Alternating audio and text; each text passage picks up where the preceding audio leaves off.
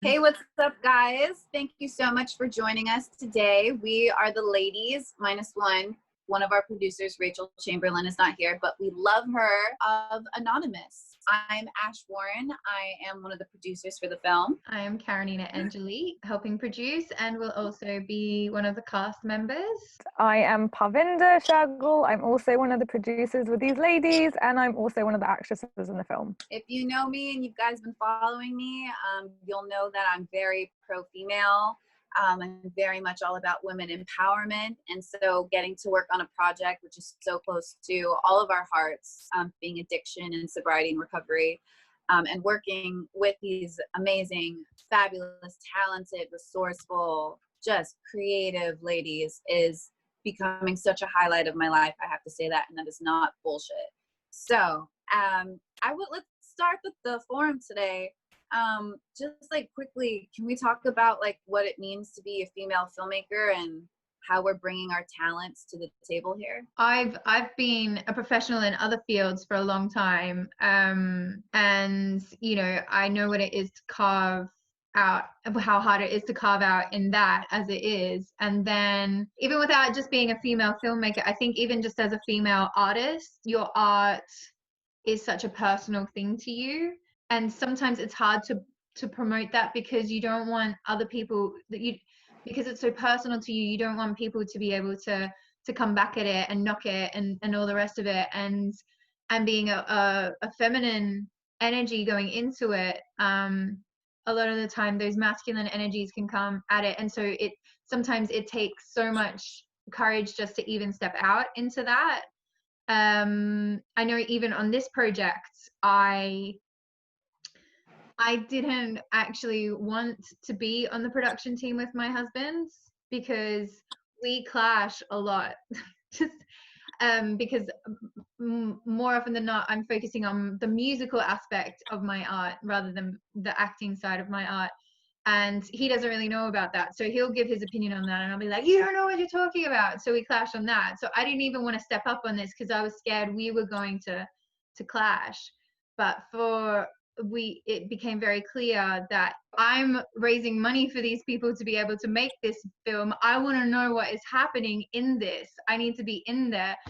And I'm like, I'm just taking what I know about this, being this sort of leader and this sort of leader, and let me go in there and let me just do it. And I am loving this because it's taking that art that I was always scared about and also like marrying up that confidence that I've now got from these other life experiences and bringing that into it. You know, I think with anyone's art, because we are artists, you know, some of us are doctors, but you know, that just means they're even more awesome because they can be a doctor and an artist, which is super hard to do. No, but it just means we don't need a medic on set because you already have one.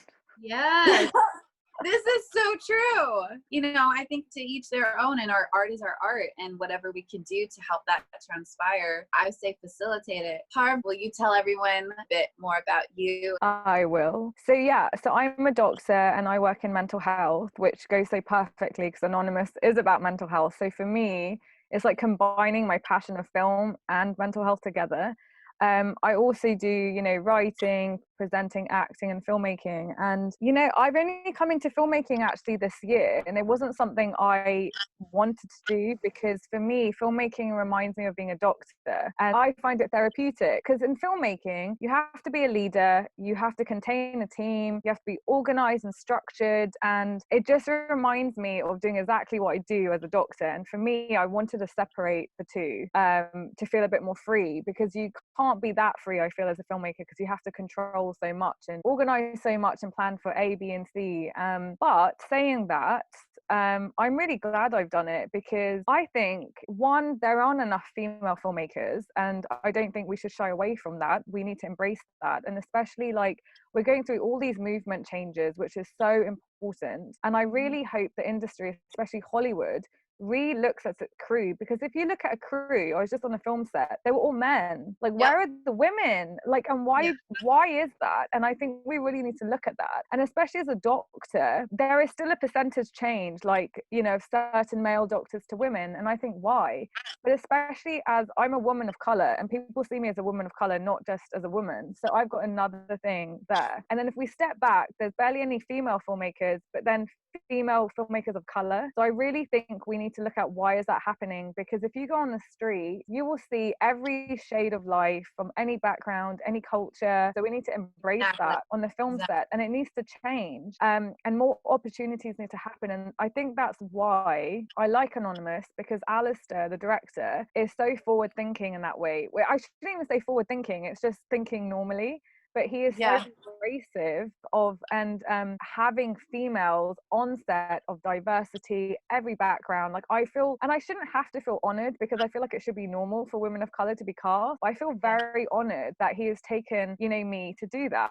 And also, as all of us as female producers, like, how amazing, how many people can say they have a feature film with these many female filmmakers? Like, not many films can say that. And I think that is so powerful, and it makes us so different. I think as women in any profession, you have to work a bit harder to get noticed. And oh my gosh, I feel like as women, you know, when you're saying something that a man would say, we have to adjust to how we say it, because people take it completely the wrong way, which is like, why does that happen? I remember, because I used to be a teacher in my other life as well. And see how smart all of our people are. We've got doctors and teachers here, guys. We know what's up. I did my training as a teacher way too young. They let me do it way too young in Australia. I was like barely 21. I was teaching 17-year-olds. I was only 5 years older than them. The boys were asking me to the coffee shop afterwards. It was really intense. Okay.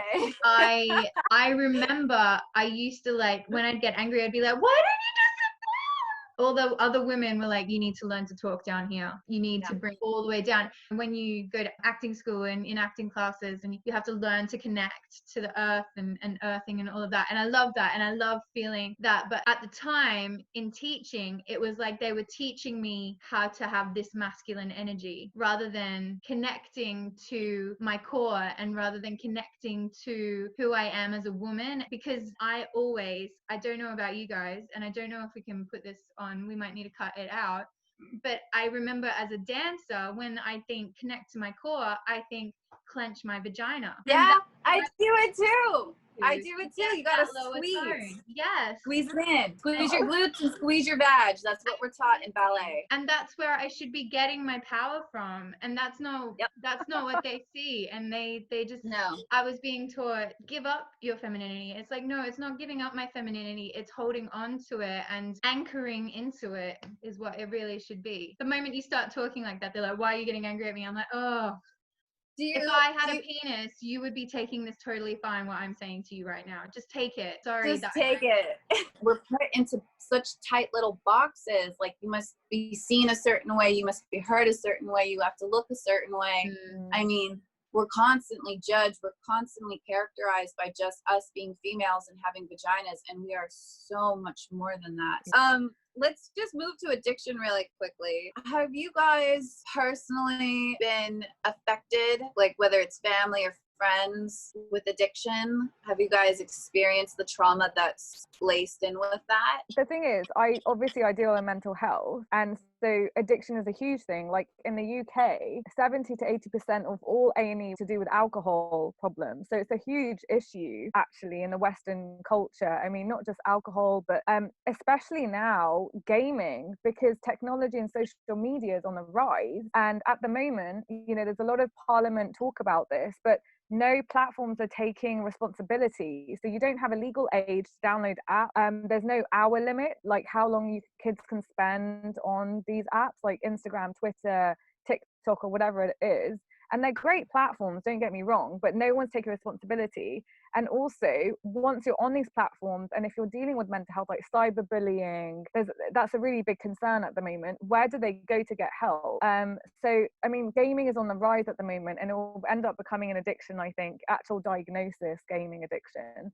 But in the UK especially, there's not enough resources for people with addiction. And because it's like so varied on what you can be an addict from, it creates a lot of difficulties. So you have to go in the private sector. We need to raise so much awareness for addiction, because when people think of addiction, they typically think Caucasian male, mid, 30s, 40s, alcoholic, but that's not the case. Because you can get so many different forms of addiction. You can be from an ethnic community and have it, but people don't feel comfortable to come forward, especially if you're someone of color. Because especially, like, I can talk about this, obviously as an Indian, but you don't talk about mental health. No one comes forward. There's no one in my family has come forward actually about the mental health, even though I'm a psychiatrist, and I can tell who has it, but no one wants to say it. So I feel like films like Anonymous really need to have that platform to make it okay to talk about. One, mental health. Two, addiction, and we need to raise awareness because there needs to be funding. There's nowhere to go for people actually. All the resources are being cut down every year. And thirdly, I think in the industry, creatives don't talk about their mental health that openly, but actually lots of people have mental health in the creative industry. I'm one of those people. I suffer with chronic anxiety disorder. I've suffered with eating disorders since I was a teenager. I had bulimia and I had anorexia. I definitely had both. And I have PTSD from dealing with Kevin's death from heroin overdose. So it's mental health still has such a stigma, much like addiction. Like there's just such a stigma placed over it. What I think we all are setting out to do is to rip off that stigma and allow for a community of support to come in. Nina, what charity are we partnering with? They're called Poets In. We're partnering with the charity so that way we can help people who are struggling with addiction to find the resources and the education that they need and provide a community of support. I love what you're doing, and I'm super thankful that you're on board, because when Al said, oh, we're bringing Parvon, I was like, yes! And no one needs to talk about anything to do with them that's personal at all. Yeah. But I think you do it so openly, and I think because you're such a role model, I mean, you all are, but you're such a role model, like, I think it's really refreshing. People don't publicly talk about, what they're going through. So really well done. It's not easy.